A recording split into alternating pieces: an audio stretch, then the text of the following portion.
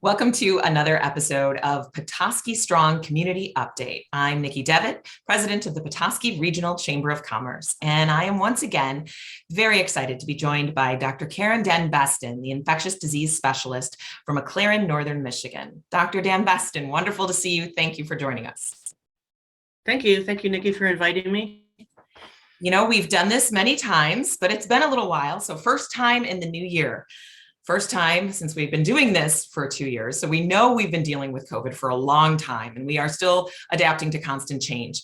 Can you give us an update of where things are standing right now with current variants and numbers and where we are locally? Sure, Nikki. Last time we checked in, I think, was the middle of the summer, and we were standing pretty good at that time. We had low levels of COVID in the community, but things have certainly changed since then. Since we last spoke, the Delta variant came through at the end of the summer, and that has been consistent until really the past several weeks. We've seen consistently high numbers of COVID cases in the hospital, anywhere from like the 15 to 25 cases of COVID at any day in the hospital since the end of the summer and into really just until a couple weeks ago. We did have a little bit of a respite a couple of weeks ago. The numbers started to go down, but now they've shot back up again. And I think that really heralds the arrival of the Omicron variant. I think what we've learned about the Omicron variant is, and what the media is stressing, is that it's probably not as severe as the previous variants of COVID, but just it's so contagious by the sheer numbers. We're getting a lot of patients in the hospital, and that's where we stand right now. Our numbers are going up with COVID.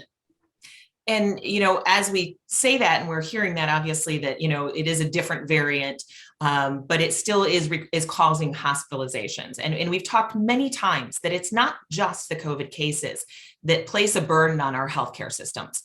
It is the daily necessities of services and emergencies and everything else that are really the true cost of the added work that must be done to fight these COVID cases that come into the hospital. So how is McLaren handling things at this time? How is everyone doing? Yeah, it certainly COVID has placed a huge burden on the hospitals, as well as all services, but at any one time, we probably have 20% of our patients are COVID patients in the hospital. And this has been ongoing. It's been waxing and waning, but ongoing for the past 2 years. And it really has caused a lot of burnout with healthcare providers. People just can't do it anymore. They can't keep this stamina and this level up. A lot of people have left the profession. We've lost nurses, we've lost staff, medical providers. And it's not just here, it's across the whole United States. And the healthcare system is really in crisis as a result of this.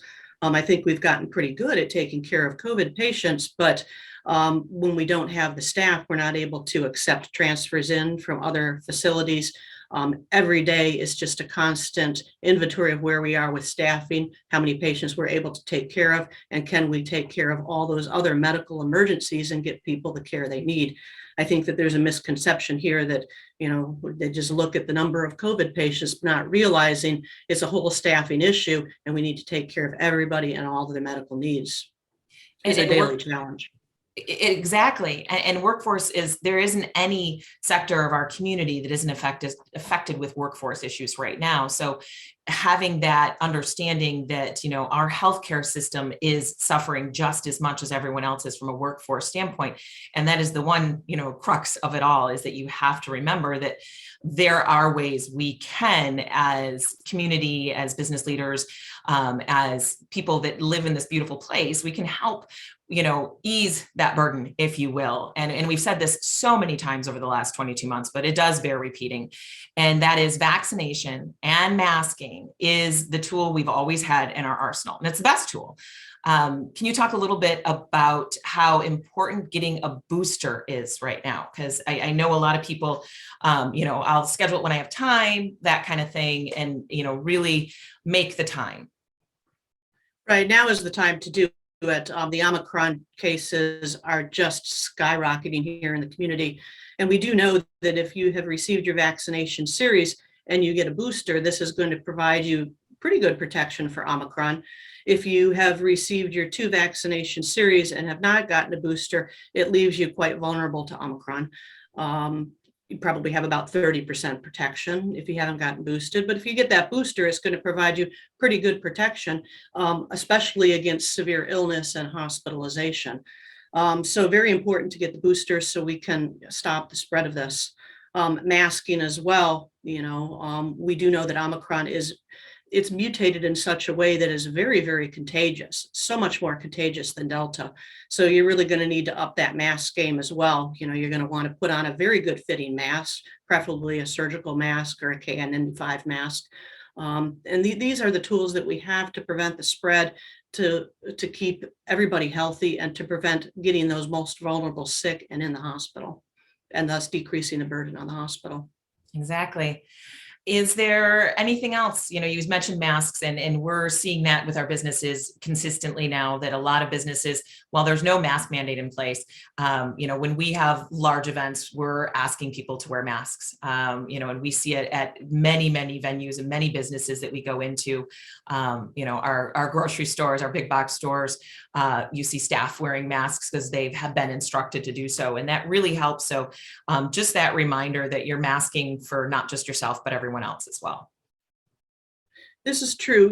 The initial guidance with masks was just a face covering. So if you had COVID and didn't realize it, you wouldn't spread it to everybody else. But I think with Omicron, it's so contagious that you're going to need a better fitting mask to protect yourself. I think, common sense. Of course, nobody has an appetite, I think, for lockdowns, mask mandates at this point. But I think we just need to be smart about the decisions we're making, give everybody some grace, some distance.